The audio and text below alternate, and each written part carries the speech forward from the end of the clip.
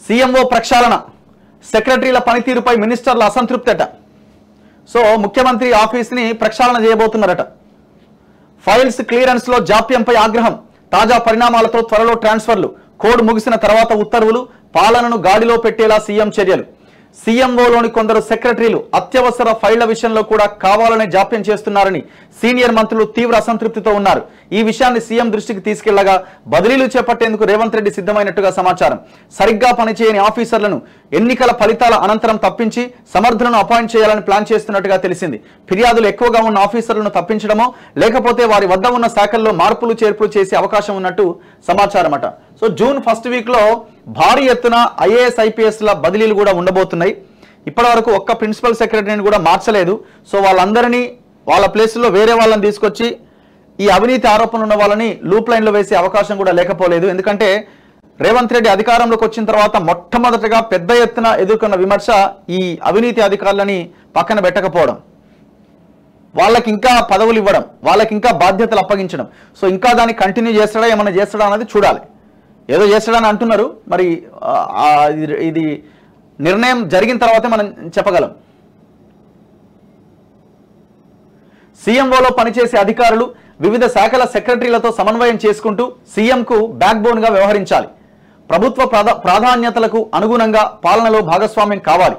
కానీ సీఎంఓలోని కొందరు అధికారులు సరిగ్గా పనిచేయట్లేదని విమర్శలు వస్తున్నాయి. కొందరు అధికారుల వ్యవహార శైలిపైన సీనియర్ మంత్రులు సైతం అసంతృప్తిగా ఉన్నారు.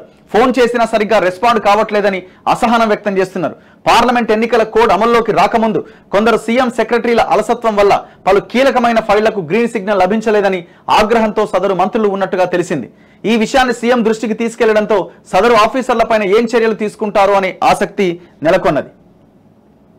ఏరికోరి ఎంపిక, బీఆర్ఎస్ ప్రభుత్వంలో కేవలం కొన్ని వర్గాల ఆఫీసర్లకు మాత్రం సీఎంఓలో చోటు దక్కింది.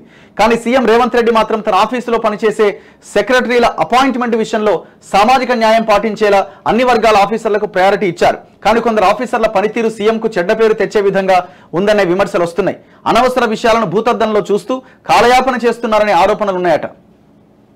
ఇక సీనియర్ల పంచాయతీ నడుస్తుందట. వివిధ శాఖల్లో పనిచేసే ఐఏఎస్ల కంటే సీఎంఓలో పనిచేసే సెక్రటరీల్లో ఎక్కువ మంది జూనియర్లు ఉన్నారట. దీంతో ఇరువురి మధ్య ఇగో పంచాయతీలు వస్తున్నాయట.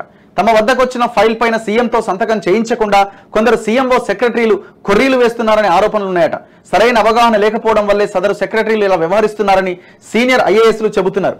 మరోవైపు సీఎంఓలో ఎక్కువ మంది సెక్రటరీలు నాన్ ఐఏఎస్లు ఉన్నారట. దీంతో సెక్రటేరియట్ బిజినెస్ రూల్స్ తెలియని వాళ్లకు బాధ్యతలు ఇవ్వడం పైన ఐఏఎస్లు గుర్రుగా ఉన్నారట. ఐఏఎస్లతో పాటు సీఎంఓ ప్రక్షాళన, ఎన్నికల ఫలితాల తర్వాత సీఎం రేవంత్ రెడ్డి పెద్ద ఎత్తున ఐఏఎస్ అధికారులను బదిలీ చేయాలని భావిస్తున్నారు. సరిగ్గా పనిచేయని ఆఫీసర్లను తప్పించి సమర్థులను అపాయింట్ చేయాలని ప్లాన్ చేస్తున్నారు. రాష్ట్ర పాలనలో కీలకమైన హోదాలో ఉన్న అధికారుల వ్యవహార శైలిపైన ఫిర్యాదులు రావడంతో వారిని కూడా తప్పించే ప్రయత్నం ఆలోచనలో ఉన్నారట. సో చూడాలి ఏం జరుగుద్ది అన్నది. సో ఇది జూన్ ఫస్ట్ వీక్లో అంటే రిజల్ట్ వచ్చిన తర్వాత జూన్ ఫస్ట్ సెకండ్ వీక్లో ఈ ఐఏఎస్ ఐపీఎస్ల బదిలీలు. సో ఆ తర్వాత మంత్రివర్గ విస్తరణ కూడా, క్యాబినెట్ ఎక్స్పాన్షన్ కూడా ఉండే అవకాశం ఉంది. ఇప్పటికే 12 మంది మంత్రులు ఉన్నారు, ఇంకొక 6 మంత్రులు నియమించాల్సి ఉన్నది. అందులో కీలకమైన శాఖలు ఎడ్యుకేషన్ ఇట్లాంటివి ఉన్నాయి. సో 6 మంత్రి వర్గ విస్తరణ కూడా జరగబోతున్నది.